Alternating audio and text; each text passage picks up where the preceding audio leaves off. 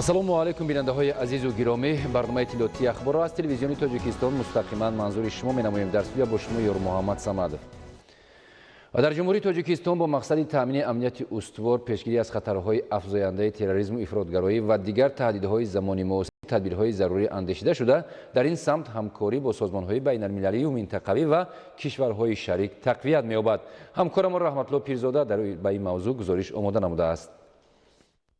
ҷумҳурии Тоҷикистон аз солҳои нахустини истиқлолияти давлатӣ дар мубориза бо терроризму ифротгароӣ фаъол буда, дар ин самт пешниҳодҳои мушаххасро аз минбарҳои баланди ташкилоту созмонҳои минтақавию байналмилалӣ ироа менамояд. дар ҷаҳони имрӯз терроризм ва экстремизм ҳамчун падидаҳои зиддибашарӣ хислати ҷаҳонӣ гирифта то рафт шаклҳои гуногун касб мекунанд. мавриди эътимод ва боварӣ ба он аст ки ҳамаи кишварҳо кӯшиш бар он доранд ки ин вабои аср аз ҷомеа бардошта шавад. ва албатта ҳамкорӣ дар чунин сатҳи бори дигар собит месозад ки терроризм ва экстремизм падидаест ки як кишвар ё ду кишвар ё як мантиқа ба ин мубориза кардану аз байн бурдани он ё хунсо сохтани таъсири онро дар ҷомеа надорад. Тоҷикистон ҳамчун давлати мустақил дар тарҳирезии барномаҳои сиёсии ҷаҳонӣ ва саҳмгузор будан дар равандҳои минтақа нақши худашро дорад. муҳаққиқон ва коршиносон таъкид мекунанд ки фазои басо мураккаб, печида ва зудтағйирёбандаи ҷаҳони муосир, афзудани тамоилҳо ва хатарҳои терроризм, экстремизм, гардиши ғайриқонунии маводи мухаддир ва дигар ҷиноятҳои муташаккили фаромиллӣ ҷомеаи ҷаҳониро водор менамояд ки дар ин самт тадбирҳои зарурию саривақтиро амалӣ намоянд. дар сурати зуҳури терроризм ва ифротгароии хушунатомез дар ин ё он кишвари ҷаҳон ягон халқ дар амон буда наметавонад ва ин амр моро водор менамояд ки дар сиёсати мубориза бар зидди терроризм ва ифротгароӣ бетараф набошем. кишварҳои минтақа низ бояд аз таҷрибаҳои ҳамдигар истифода намоянд. талошу тадбирҳои ҷумҳурии Тоҷикистон таҳлили вазъи имрӯзаи ҷомеаи ҷаҳонӣ ва тамоилҳои муносибатҳои байналмилалӣ аз ҷумла ҳамгироӣ дар мубориза бо терроризм собит месозад ки пешниҳодҳои Тоҷикистон дар мубориза бо терроризм дар асоси татбиқи манфиатҳои миллӣ дуруст ва воқеӣ мебошад. пешниҳодҳои асосгузори сулҳу ваҳдати миллӣ, пешвои миллат, президенти ҷумҳурии Тоҷикистон муҳтарам Эмомалӣ Раҳмон на танҳо барои таъмини зиндагии шоистаи миллати тоҷик ва таҳкими суботу амният дар Тоҷикистон равона гардидааст, балки андешаву ташаббусҳои пешвои миллати тоҷик марзҳои мамлакатҳоро убур карда тадбирҳои таъмини ҳаёти осуда ва сулҳу ободии сайёраро фаро мегирад. Раҳматло Пирзода, мақсади мақсад, барои барномаи ахбор. имрӯзҳо баъзе соҳибкорон ва шаҳрвандон худсарона дар ҳолати ғайристандартӣ ҳар гуна молу маҳсулоти ширию гӯштиро дар зарфҳои безарарнагардонидашуда дар зери нури офтоб дар роҳравҳо ба фурӯш гузоштанд ки эҳтимолияти пайдоиш ва паҳншавии бемориҳои сироятӣ бахусус бемориҳои шадиди меъдаи рӯда ва заҳрулшавиро зиёд мегардонад. гузориши Бобокалон Аминзода. ҳифзи ҳуқуқи истеъмолкунанда дар сиёсати иҷтимоии ҳукумати ҷумҳурии Тоҷикистон мавқеъ хос дошта, дар ин самт аз ҷониби ҳукумати мамлакат тадбирҳои ҷиддӣ андешида мешавад. пешгирӣ аз воридоти маҳсулоти пастсифат, баланд бардоштани сатҳи хизматрасонӣ дар бозорҳо, махсусан дар пешниҳоди маҳсулоти зудвайроншаванда аз тадбирҳоест ки дар ин самт амалӣ карда мешаванд ва минбаъд низ бо роҳандозии чорабиниҳои мақсаднок дар бозору марказҳои савдо тадбирҳои фаҳмондадиҳӣ гузаронида мешавад. нововаста ба ин дар марказҳои савдо ва бозорҳои мамлакат аз ҷумла дар шаҳри Ҳисор ва ноҳияи шаҳри Нав силсилаи чунин амалҳои ғайрисанитарӣ ва қоидавайронкунӣ аз ҷониби тоҷирону пешниҳодкунандагони хизматрасониҳои маишӣ ба назар мерасанд. аксар соҳибкорон ва сокинони ин шаҳру ноҳия маҳсулоти зудвайроншавандаро дар шароити ғайрисанитарӣ пешниҳоди аҳолӣ мегардонанд. дар якҷоягӣ ба фурӯш гузоштани маҳсулоте ки яке ба дигаре зарар ворид карда метавонад низ дар ин замина ба қайд гирифта шуд.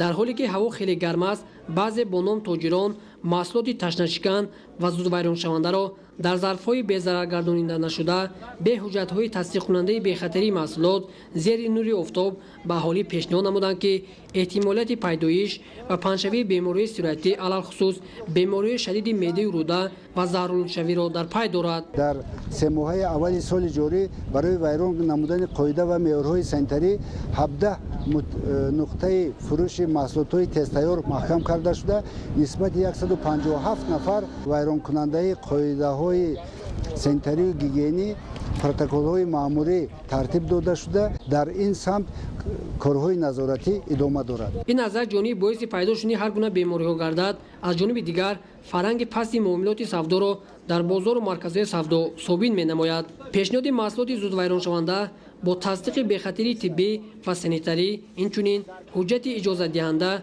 از مقامات دختر امکان پذیر می‌گردد، ولی متاسفانه مشاهده ثابت می‌سازد که بعضا صاحبکاران این مسئله مهم را صرف نظر می‌نمایند. استفاده ظرف‌های پلاستیکی نیز طلبات خاص خود را دارد، ولی محصولات شیری در چنین ظرف‌ها که برای استفاده یک کرته هستند نباید نگاه داشته و به فروش گذاشته شوند. باباکان امینزاده، بایدل سیولی، اخبار.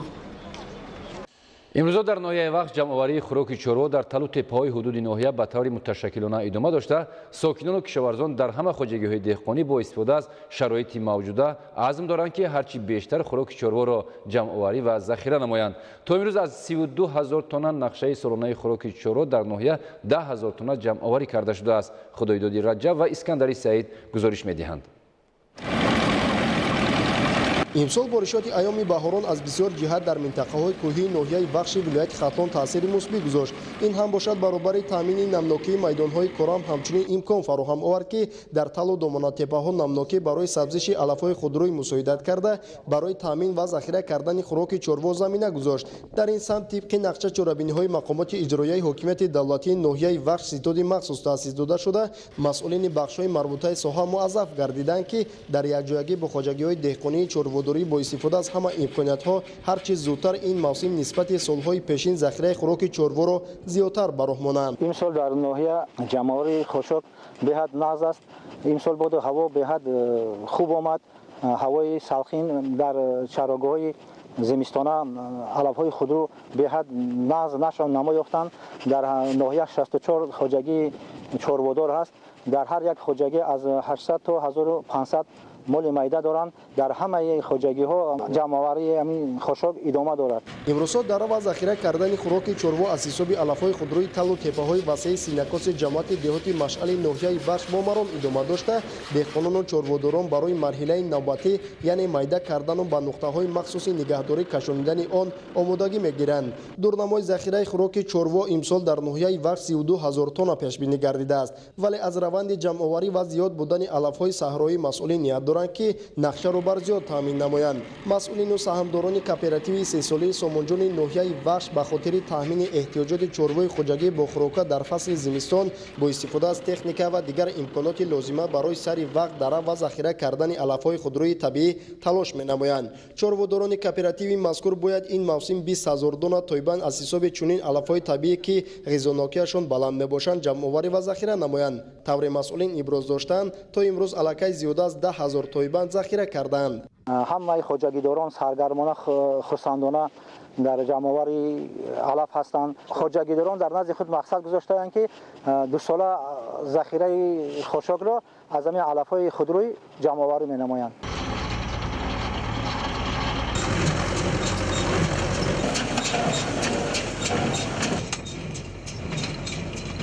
برابر سهامداران 64 عدد خواجگی‌های چرواداری ناحیه همچنین ساکنان نیز از چنین امکانات فراهم آورده طبیعت وسیع استفاده کرده در موضع‌های موافق توسط تکنیک و دستی به جمع‌آوری و ذخیره کردن خوراک چروا مشغول هستند. در منطقه ارگش ناحیه بیشتر هر گونه علف و گل و گیاهای طبیعی که برای استفاده خوراک چروا خیلی مساعد است دره و تایبان‌کنی با مرام ادامه دارد. خدایدادی رجب، اسکندر سعید، ناحیه وخش، اخبار. کشاورزان ناحیه میر سعید علی همدانی اقدام گرفتند که 40,000 تن خوراک چروا جمع‌آوری و ذخیره نمایند که این مقدار نسبت به نقشه 6,000 تن زیاد میباشد. ادامه موضوع در گزارش سعید جعفری محمدعلی و خورشیدی نادرخان. در ناحیه میر سعید علی همدانی ولایت ختلان امسال باید موافق نقشه دورنما 34,391 تن خوراک چروا جمع‌آوری و ذخیره کرده شود. اما کشاورزان اقدام گرفتند که این نشانداد را به 40,000 تن رسانند. زیرا سال در خواجگی‌های ناحیه سرشمار چروا زیاد گردیده به قدر کافی ذخیره نمودن خوراک نیز یک عامل اساسی تامین رشد ساحه ارزیابی کرده می شود. چرواداران ناحیه ما بهره ذخیره 2 ساله خوراک چروا تمام چروا را دیده ایستادند و ما امروز در موضع چهاردره جماعت دهاتی چوبک قرار داریم که از حساب علف‌های طبیعی جمع‌آوری خوراک چوروا را تشکیل نموده ایم. امسال کشاورزان نوحه معرکه نسلگیری چوروا را برابر با 104% نقشه دورنما تامین نمودند. در جماعت دهات چوبک نوحه که اهل زحمت در قطار دیگر بخش‌های ساحه اساساً به چرواداری مشغولند، امروز از حساب زمین‌های چراگاه و دامنه تل و تپه‌ها معرکه جانوری خوراک چوروا را وسعت بخشیده اقدام گرفتند که برای دوره زمستان و 2 سال پیش آمد نیز علاوه بر دورنما خوراک چوروا جانوری و ذخیره نمایند. امسال از مساعد آمدن باد هوا در موضع چوردره نشونمای علف‌های خودرویی خیلی خوب است. در اینجا زیاده از 1000 گکتار زمین را ما به عهده گرفتیم که خاشاک درشتش را جمع آوری کرده برای زمستان گذرانی ذخیره نماییم. در موضع چوردره غرب و قیامچشمه حدودی جماعت دهات چوبک امروز در برابر جلب تکنیک و همکاری با بخش اگرالیزینگ همچنین طریق حشر ساکنان نیز از حساب علف‌های طبیعی جانوری خوراک چوروا ادامه دارد. در موضعی که ما قرار داریم قریب 2500 گکتار زمین‌های چراگاه موجود است که اکثریت آن با واسطه دستی درو کرده میشوند و اگر ما درو این رو تشکیل کرده توانیم ذخیره 2-3 ساله خوراک چوروا تامین کردن ممکن است. در خوجگی دهقانی چورواداری چوردره جماعت دهات چوبک طریق حشر میدانی بیش از 1 گکتار زمین دامنه تل تپه و با استفاده از تکنیک باشد میدانی زیاده از 3 گکتار علف‌های طبیعی جمع‌آوری کرده شده است. از 2000 تن خوراک چوروا که تا امروز در نوحه جمع‌آوری گردیده است بیش از 500 تن آن را علف‌های طبیعی تشکیل می‌دهند. برای از این حساب هرچی بیشتر ذخیره نمودن خوراک چوروا مسئولین مقامات اجرایی محلی حکومت دولتی و رئیست اداره کشاورزی نوحه اقدام گرفتند که قوه و تکنیک لازمه را هرچی بیشتر به این موضع و زمین‌های چراگاه غرب دره و قیامچشمه سفربر کرده در چند روز پیش آمد در نزد هر یک فرم چورواداری به قدر لازمه خوراک جمع‌آوری و ذخیره نمایند. در شهر ترسونزاده 36 خوجگی چورواداری فعالیت می‌نماید. حالا در خوجگی‌های شهر جمع‌آوری یونچقه آغاز شده. برای انجام این کارها تکنیک و مکانیزم زمانوی سفربر کرده شده است. گزارش خبرنگاران ما. استفاده ثمراناکی امکانیت زمینه در رسیدن به قله بلند مظفریت این است هدف کشاورزان شهر ترسونزاده. در شهر ترسونزاده جریان جمع‌آوری و ذخیره خوراک چوروا با مرام ادامه دارد. تکنیک‌های زمانوی و پیشرفت کار آسان و بی مشکلی. در شهر ترسونزاده جهت تامین خوراک چوروا در میدان 360 گکتار یونشخه کشت کرده شده است که از آن 285 گکتارش یونشخه‌های سال جاری در کشت تکراری جگوری مکه با یک جای آفتابپرست برای سینه‌اش کشت کرده می شود. سرشمار چوروای کلان شاخدار در همه شکل‌های خوجگیداری شهر ترسونزاده به 73764 سر برابر بوده. چوروای خرد 177555 سر را تشکیل می‌دهد.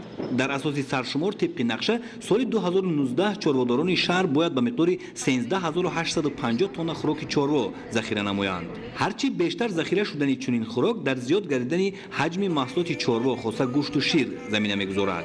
تا امروز در قلمرو شهر درب یکم یونچقه قریب به انجام رسانیده شده است و علاقه کشاورزان این نوع زراعتی خوراک چوروا را 422 تن ذخیره نمودند. غیر از این چورواداران شهر نقشه دارند از ادیر و تل و تپه‌ها علف‌های خودرو را جمع‌آوری و ذخیره نمایند. از تل و تپه‌ها علف‌های خودرو همه سالا نقشه بندی کرده از روی نقشه جمع‌آوری کرده میشد. سال سیر بارش آمد بسیار علف‌ها در ادیرها و تل و تپه‌ها خوب به نظر می رسد. امروز کشاورزان تصمیم گرفتند که برای ذخیره خوراک چوروا 10800 تن چنین علف‌های نیز ذخیره نمایند. رعایت همه‌جانبه طلبات تکنولوژی ذخیره خوراک و تامین صفت‌ناکی و غذاناکی آن محصولناکی و نسلناکی چوروا را تامین می‌سازد. طبق قید گردید خوراک چوروا در شهر ترسونزاده با اصول معاصر جمع‌آوری کرده می‌شود و ذخیره آن نیز از روی توصیه نفران تجربه‌دار با رعایت طلبات مقرر گردیده صورت می‌گیرد. در دوره آمادگی‌ها به جشن 30 سالگی استقلالیت دولتی جمهوری تاجیکستان در ناحیه واسه با سهم صاحبکاران وطندوست یک تالار ورزشی به استفاده داده شده، همچنین راه‌های محلی سنگ‌فرش کرده شدند. حکمت‌الله حسین‌زاده از ناحیه واسه گزارش می‌دهد. خوجگی دهقانی سینای ناحیه واسه با استفاده ثمراناک زمین و دستاوردهای خود در ساحه کشاورزی موقع مخصوص را اشغال می‌کند. خوجگی مذکور دارای 6 گکتار زمین بوده، در آن باغ میوه دهنده بنیاد شده است. در این زمین ما نیال‌های زردآلو، سیب، ناب، انار و دیگر رستنی‌ها را شناندگی هستیم که زیاده از 20 нафар коргарро бо ҷои кори доимӣ таъмин кардагим. хоҷагидорон дар баробари меҳнати пурмаҳсул дар замин дар корҳои ободонӣ низ саҳм бигзоранд. То имрӯз аз ҷониби хоҷагии мазкур ва саҳми оилаи Шокировҳо барои ҷавонон толори варзишӣ сохта ба истифода дода шуд. толори варзишие ки ҳозир мо дар назди он қарор дорем аз ду ошёна иборат буда зиёда аз 100 нафар ҷавонон ва наврасон дар он машқу тамрин мекунанд. ҳамаи сокинони деҳа аз ин кори соҳибкор бисёр хурсанд шуда фарзандони онҳо дар чунин як шароити хуб машқу тамрин менамоянд. ҷиҳати мушкилии аҳолӣ дар самти таъмини оби нӯшокӣ тавассути чоҳҳои амудӣ об бароварда шуд. дар деҳаи мо аз тарафи оилаи Шокировҳо аз чуқурии 60 метр оби нӯшокӣ бароварда аҳолии деҳа ва муассисаҳои таълиму тандурустӣ бо оби нӯшокӣ таъмин мебошад. дар ҳамин замина ва саҳм гузоштан дар ободонии маҳал сокини 80-солаи ҷамоати деҳотӣ ба номи Миралӣ Маҳмадалиеви ноҳияи Восеъ Мавлонби Ҳалимова бо сарфи маблағи барои сафари ҳаҷ пасандоз намудааш 500 метр роҳро санфарш намудааст. ман нияти ҳаҷравӣ доштум, ҳамин раҳра сангфарш кардем. با ایسوبی همه پنجم با همه راه اسفالتش میکنیم. تدبیرهای مذکور در دایره آمادگی‌ها به جشن 30 سالگی استقلالیت دولتی جمهوری تاجیکستان عملی گردیده باعث تکمیل اینفراساختوری دهات میگردد. حکمت الله حسین زاده، سنگین مراد ابراهیم از ناحیه واسع برای برنامه اخبار.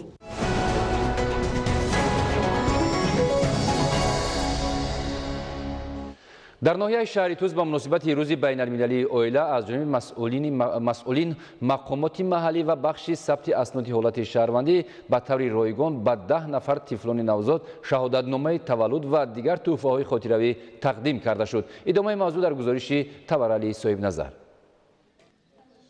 در دایره برگزاری چورابینی‌ها به خاطر تجلیل روز بین المللی اویلا نمایندگان مقامات اجرایی حکومت دولتی ناحیه شهر توز و بخش ثبت اسناد حالت شهروندی برای عیادت مادران نوزاد به شعبه تولدخانه بیمارخانه مرکزی ناحیه تشریف آوردند. در این تدبیر به مادران 10 نفر طفلان نوزاد شهادتنامه‌های تولد به طور رایگان و دیگر تحفه‌های خاطره‌ای دسترس کرده شد. طبق اطلاع برای سری وقت با شهادتنامه تامین گردیدن طفلان نوزاد در ناحیه شهر توز طبیبان شعبه تولدخانه بیمارخانه مرکزی در همکاری با بخش ثبت اسناد حالت شهروندی توجه مخصوص ظاهر می‌نمایند. ضمن واخوری با طبیبان و همشیره‌های شفقت گفته شد که در فعالیت هر روزه طبیبان مسئولیت بلند تقاضا می‌گردد که در سالمی مادر و کودک با معامله و رفتار نیک خدمت صادقانه نمایند. در ادامه بهر روح بلندی و قدرشناسی کار و پیکار و بنیاد عائله نمونوی تربیت فرزندان در راه مهنت دوستی و خویشتن‌شناسی و سهم گذاشتن در رشد جامعه به یک قطار عائله‌های روزگار دیده که حیات و زندگی عائلویشان برای دیگران همچون نمونه اعتراف گردیده است تحفه‌ها تقدیم کرده شد.